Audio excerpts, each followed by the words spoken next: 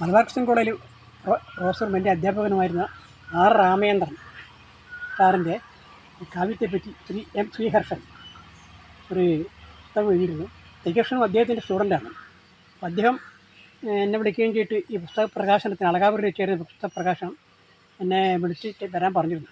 പക്ഷേ ഞാനന്ന് നേരത്തെ പറഞ്ഞ പോലെ ചില അസുഖമായി കിടക്കുന്നതുകൊണ്ട് എനിക്ക് പോകാൻ പറ്റില്ല. അപ്പോൾ ഈ ആർ രാമേന്ദ്രനെ പറ്റി ഒന്ന് രണ്ട് കാര്യങ്ങൾ അതിൻ്റെ ഇടയ്ക്ക് ഇവിടെ വന്നിരുന്നു. അതായത് ഇദ്ദേഹത്തിൻ്റെ പറ്റിയിട്ട് ഒരു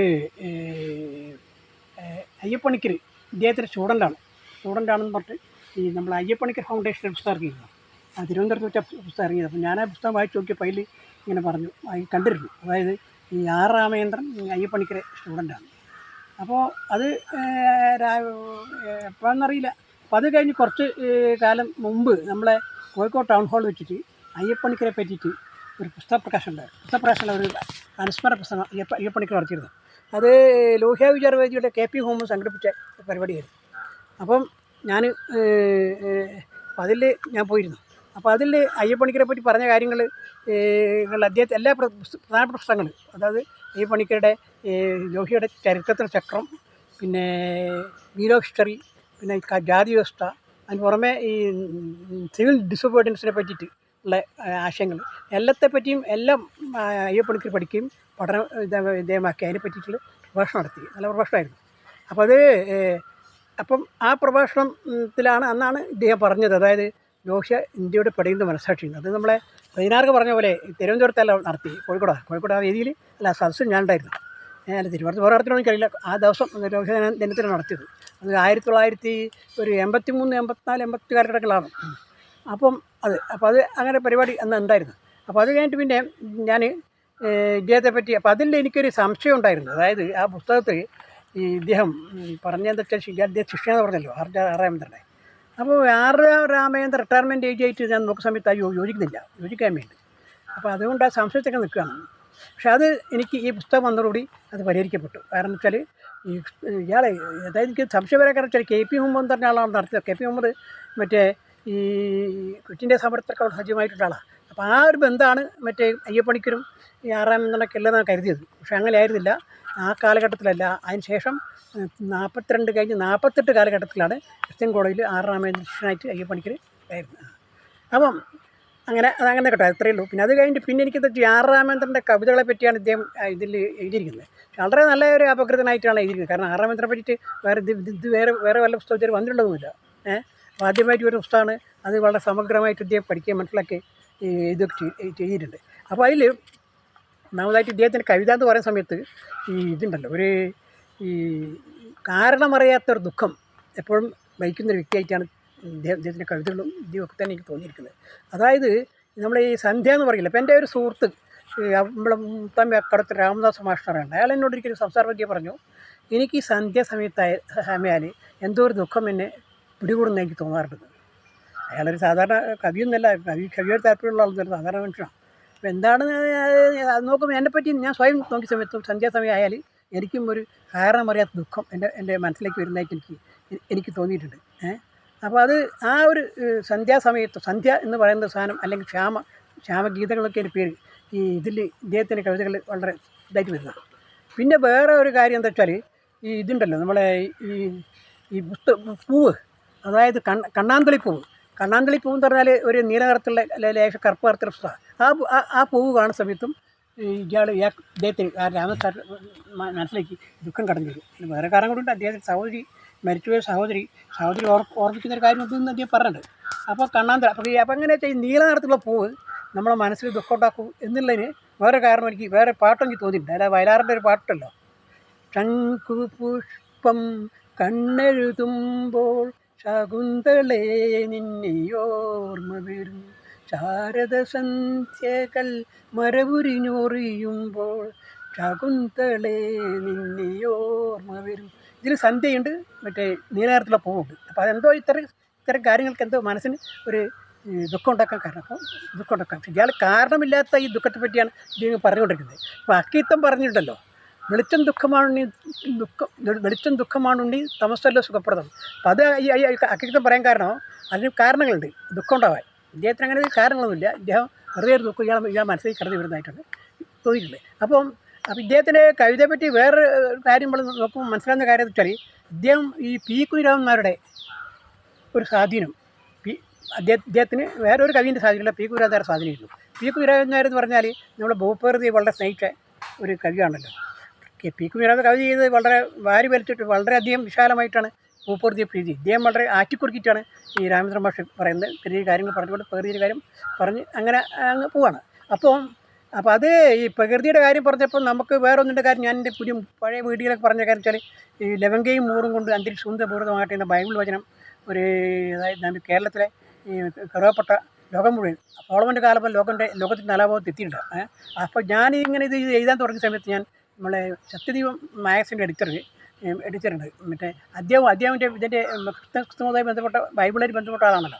അപ്പോൾ ഞാൻ അദ്ദേഹത്തിന് ഇങ്ങനെ ഒരു കാര്യം ഞാൻ പറഞ്ഞു, ഇങ്ങനെ ഒരു കാര്യമില്ല, 5-6 കാര്യം ബൈബിളിൽ ഇങ്ങനെ മലയാളക്കരയായിട്ട് ബന്ധപ്പെട്ടിട്ടുണ്ടെന്ന് പറഞ്ഞു. അപ്പോൾ അങ്ങനെ എന്തോ ഒരു നമ്മളെ മലയാളക്കര സോളമൻ്റെ കാലം മുൻപ് തന്നെ നമുക്ക് ഈ ലോകം മുഴുവൻ നമ്മളെ മലയാളക്കാരുടെ സൗന്ദര്യം എത്തിയിട്ടുണ്ട്. അത് മാത്രമല്ല, പിന്നീട് നമ്മൾ കാണുന്ന ഈ അറബിക്കടലിൽ വെച്ചിട്ട് മറ്റേ ഇവരുണ്ടല്ലോ, ഈ പോർച്ചുഗീസുകാരും പിന്നെ നമ്മളെ മാപ്പിളമാരും നമ്മൾ ഏറ്റവും കൂടുതൽ നടന്നപ്പോൾ വീഡിയോ ചെയ്തല്ലോ. അതും നമ്മൾ കുരുമുളകുമായിട്ട് നമ്മുടെ സുഗന്ധദ്രവ്യ ഉൽപ്പന്നങ്ങളെ ബന്ധപ്പെട്ടുണ്ടായിരുന്നു. ഇത് ലോകനാനാഭാഗത്തും മലയാളി എത്തിപ്പെട്ടന്നെ നമ്മുടെ കേരളത്തിൻ്റെ ഭൂപ്രകൃതിയായി ബന്ധപ്പെട്ടെന്ന് എനിക്ക് തോന്നുന്നത്. അപ്പോൾ അതിനെപ്പറ്റിയൊന്നും ആറാമേന്ദ്രൻ മാഷ് പറയുകയൊന്നും ചെയ്തിട്ടില്ല. പക്ഷേ ഞാൻ പറയുന്നത് വെച്ചാൽ, ആറാമേന്ദ്രൻ നമ്മളെ പ്രകൃതിയുടെ സൗന്ദര്യം ആസ്വദിച്ച് അവിടെ എഴുതിയതാണ്. പിന്നെ വേറെ എന്താ വെച്ചാൽ, ഇദ്ദേഹത്തിൻ്റെ കവിതയിൽ ഈ ഫിലോസഫി അദ്ദേഹത്തിന് താല്പര്യമില്ല. അപ്പം ഉദാഹരണം കുമാരനാശാൻ കവിത പറയുകയാണെങ്കിൽ, ഈ ചെണ്ടാല വിഷയിൽ ആദ്യ ഭാഗം ഇദ്ദേഹത്തെ ഇഷ്ടമാണെന്ന് പറഞ്ഞിട്ടുണ്ട്. എന്നാൽ അദ്ദേഹത്തിൻ്റെ അതിന് അവസാന ഭാഗം അദ്ദേഹത്തിന് അത്ര ഇഷ്ടമായിട്ടില്ലെന്നാണ് പറഞ്ഞത്. കാരണം വെച്ചാൽ, ആദ്യ ഭാഗം പുണ്യശാലി നീ പകർന്നുരുമി തണ്ണീർ നടി ഓരോരോ തുള്ളിയും അന്തമറ്റ സുഹൃതഹാരങ്ങൾ നിന്ന് അന്തരാത്മാവ് അർപ്പിക്കണം എന്ന കവിത അദ്ദേഹത്തിന് ഇഷ്ടമാണ്. അതേസമയത്ത് സ്നേഹത്തിൽ നിന്ന് ഉദിക്കുന്ന ലോകം സ്നേഹത്താൽ വൃത്തിപ്പെടുന്നു. അപ്പോൾ നല്ല ഫിലോസഫിയാണ്. പക്ഷേ അത് അത്തരം ഫിലോസഫി ഈ കവിതയെ കൊണ്ടുവരുന്നത് അദ്ദേഹത്തിന് ഇഷ്ടമല്ല. നമ്മളെ ഭാരതത്തിലെ തന്നെ പറയും, നമ്മളെ സനാതനധർമ്മം മറ്റേ അദ്വൈതം എന്നൊക്കെ പറയുന്നുണ്ടല്ലോ.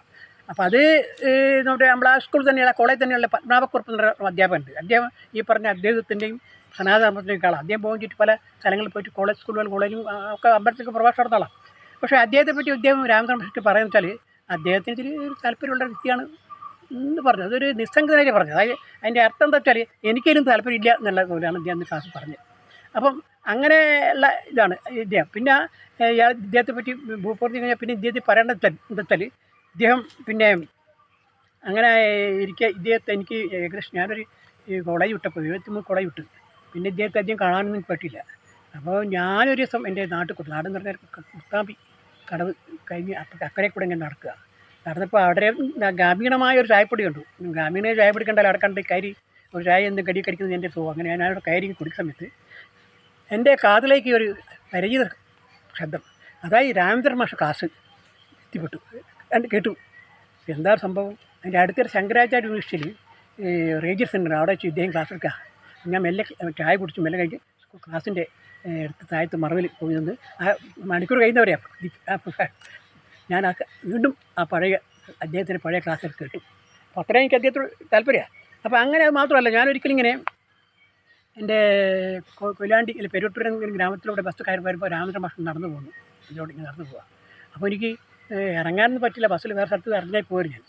അപ്പോൾ അങ്ങനെ നടന്നു പോകുന്നത് എന്താ വെച്ചാൽ, അന്വേഷിച്ച് മനസ്സിലായെന്ന് വെച്ചാൽ, ഇദ്ദേഹം ഈ കൊയിലാണ്ടി വരെ യൂണിവേഴ്സിറ്റി കൊയിലാണ്ടി വരെ ഏകദേശം 4 മൈലുണ്ട്. ഈ 4 മൈൽ വിട്ട് കഴിഞ്ഞാൽ നടക്കുക. ബസ്സും ഓട്ടോറിക്ഷയും കാറും ഒക്കെ പോകുന്ന സ്ഥലമാണ്. പക്ഷേ ഈ അദ്ദേഹം അതൊന്നുമില്ല, അതൊന്നും ഒറ്റയ്ക്ക് ഇങ്ങനെ നടക്കുക. അത് അയാളുടെ ശീലമാണ്. അപ്പോൾ അതെന്താ വെച്ചാൽ, അപ്പോൾ അതിനെപ്പറ്റി അതിനൊരു വേറെ സംഭവം കൂടി എന്താ വെച്ചാൽ, നമ്മൾ ഉജ്ജയിനിൽ വെച്ചിട്ടേ ഈ ഒരു കവി സമ്മേളനമല്ല, കവികളും സഹയാത്രികൾ എന്ന് പറഞ്ഞിട്ട് ഒരു കവിത വായിക്കുക, അതിനെപ്പറ്റി പുതിയ ആൾക്കാർ എഴുതിയ കവിത വായിക്കുക, അതിനെപ്പറ്റി ഡിസ്കഷൻ നടത്താൻ പരിപാടി കുറേ നടന്നിട്ടുണ്ട്. അപ്പോൾ അതിൽ സാധാരണ പങ്കെടുക്കുന്ന ഒരു ശശീന്ദ്രൻ പപ്പക്കാട് എന്നൊരു വ്യക്തിയുണ്ട്. അപ്പോൾ ഇദ്ദേഹം ഒരു ദളിതനും ഒരു കരിങ്കല്ല് തൊഴിലാളിയാണ്. പക്ഷേ ഇയാൾ കവിത എഴുതും. അപ്പോൾ ഇയാൾ ഒരു ദിവസം രാമേന്ദ്രൻ മാഷിനെ ബൈക്കിൽ വെച്ച് കണ്ടുമുട്ടി. അരമേശ് അറിയുന്നു. അങ്ങനെ അദ്ദേഹം കൊയിലാണ്ടി ഇയാളെ പെരുവട്ടൂർ മുതൽ കൊയിലാണ്ടി ടൗൺ വരെ ഇദ്ദേഹം കവിതയെപ്പറ്റി സംസാരിച്ച് പോയി എന്നാണ് പറഞ്ഞത്. അപ്പോൾ ഈ കോളേജ് പ്രൊഫസർ ഈ പറഞ്ഞ കരിങ്കൽ തൊഴിലാളിയിലെ ആരുമില്ലാതെ കവിതയെപ്പറ്റി സംസാരിക്കും. അപ്പോൾ അവസാനം ഇയാൾ പറഞ്ഞ ഇയാൾ അവസാനം പെരിയ സമയത്ത് ഒരു തഥാഗത സ്ഫുടം ഇദ്ദേഹത്തിന് മുഖത്ത് കണ്ടു എന്നാണ് ഈ പറഞ്ഞ നമ്മുടെ ശശീൻ കപ്പക്കാട് പറഞ്ഞു. അപ്പോൾ അതിനെപ്പറ്റി ഒരു അനുകൂലമായ ഒരു കവിത ഞാൻ വായിക്കാം. അതായത് അറിവില ഞാൻ എന്മഴികൾ തെളിയുന്നീൻ അനുതാപാർദ്രമം തഥാഗത മന്ദസ്മിതം. എൻ്റെ മിഴികളിൽ താഴെ തന്നെ അദ്ദേഹം പറയുന്നുണ്ട്. പിന്നെ അദ്ദേഹത്തിൻ്റെ ഇത് അവസാനിക്കുന്നതിന് മുമ്പ് അദ്ദേഹത്തിൻ്റെ ഏറ്റവും പ്രശസ്തമായ 2 വരികൾ കൂടി പാടിയിട്ട് ഞാൻ ഈ സംഭവം അവസാനിപ്പിക്കുകയാണ്. അത് ഇതാണ്.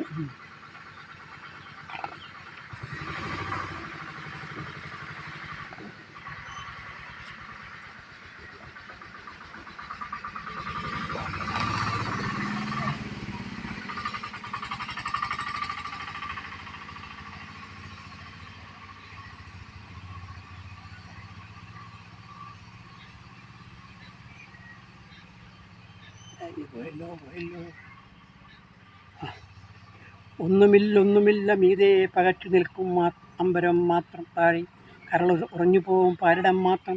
ഒന്നുമില്ല വഴിയറിയാതളയും പൊൽക്കതിർ മാത്രം കൊതി പൂണ്ടുയരും പച്ചിലക്കൊമ്പ് മാത്രം. ഒന്നുമില്ല ഒരു ചുംബനം മാത്രം, ഒരു നിർവൃതി മാത്രം. ഒന്നുമില്ല അടരു മലർ മാത്രം പടരും വിരുൾ മാത്രം. ഒന്നുമില്ല.